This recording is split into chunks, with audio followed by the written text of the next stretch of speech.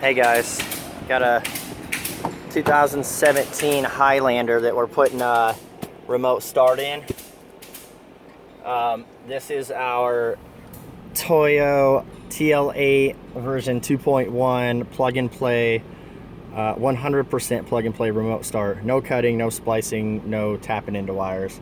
It'll literally take you less than 5 minutes, I swear. I just did a first video as a rough and it took me like 3 minutes. So basically, I'm going to show you. I already disassembled it obviously, but the guy next to me is putting a lift kit on and the freaking air impact is ridiculous, and I had to roll the window up and wait for him to take a break. So anyway, the steering column right here is your step one, is removal. So I'm going to show you right here. There's 2 screws here and here. So turn the ignition on, rotate your steering wheel, you can pull these out.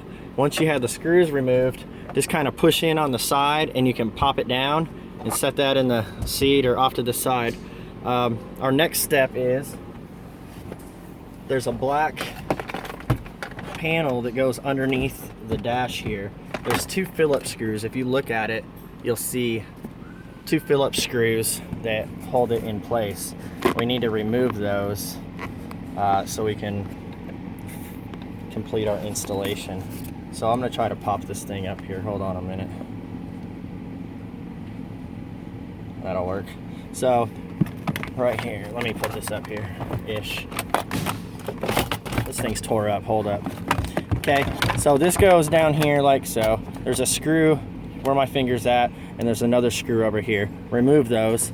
Once you remove them, there's a release tab right here in the middle. Just push it and it'll pop down. So, and then this right here will come loose, but first there's the side panel that goes over here.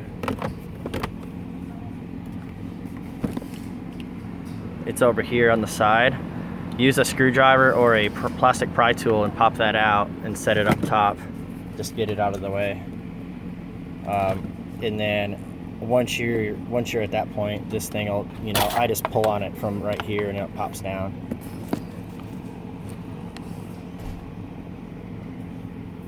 Okay, so we have our remote start module.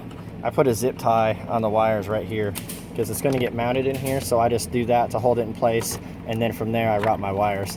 So basically on this we have a Bcm connector that goes right back in here, and then we have another harness that's all tied together with some connectors that goes up here in the steering column. So we're going to run the steering column first. So basically I'm going to route it behind this metal brace right here, and then one of them is the Slp wire connector. So it's a 7-pin. It's this black one right here. It's got probably 6 wires in it, but it's got 7 cavities. So then you take mine, plug it into where you just unplug the factory, plug the factory into mine. I mean, it's like Legos, man. Make sure this clicks. Give it a tug and make sure it's not coming out. Push it all the way in. The other T-harness comes up here to the blue connector. Unplug the blue one, plug mine in, plug the blue one into mine.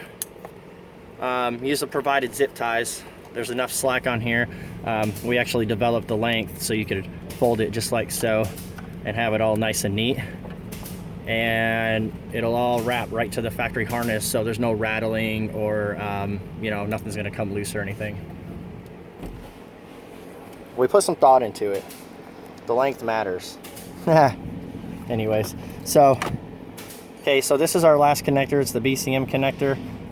You'll notice there's a toggle switch on here. So this is our auto light switch. Like I said, this is 100% plug and play, no cutting, no splicing. So if your vehicle has auto lights, in this case this Highlander does, the switch goes on. Auto lights, the switch is on. If your vehicle does not have auto lights, make sure it's turned off. So I'm going to leave it on. And you can figure out if it has auto lights or not simply by, I don't know if you can see this right here on the headlight stock, it'll say auto. Okay, so last connector, we're back here. There's a module. It's going to be hard to see. Let me see if I can get a video here. This one right here, there's 3 white connectors. We need that middle one right here. I'm going to unplug it. Okay, so my connector plugs into this and then goes back into here. I can't do this one-handed, but let me see. So here's my male. We're gonna plug it in to where I just unplugged the factory connector. Okay, so there it is, we're in.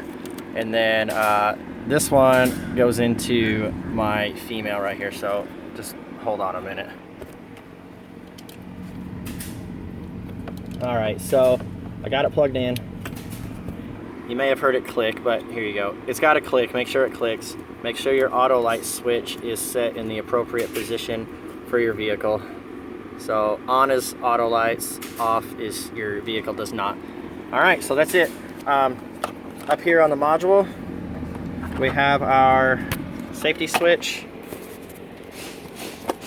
It basically disables all remote start capabilities. So in the event you're working on your truck, it can't accidentally get started.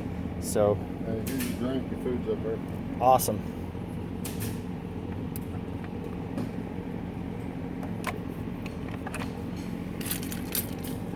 So before you start programming, turn the switch off. You can even turn the switch off during before installation. So there's a button on this module. It's either going to be on the side or on the front with the connectors, depending on the module that you get. So push the button, flip the switch on. The light's going to turn orange. Let go of the button. The light's going to turn red, and then you basically just reach up, push the button 2 times to turn the ignition on. So 1, 2. The light's going to go green, and it's going to turn off. And we are done. That's it. Simple as that. So I'm going to stick it right here so you guys can see the light when I activate remote start. Okay, so I'm going to turn the ignition back off with a button. I'm going to hold the door pin with my fingers to simulate the door being closed, and then I'm going to hit lock, lock, lock. You'll see the light start blinking, and then after a couple seconds, there she goes. We're running.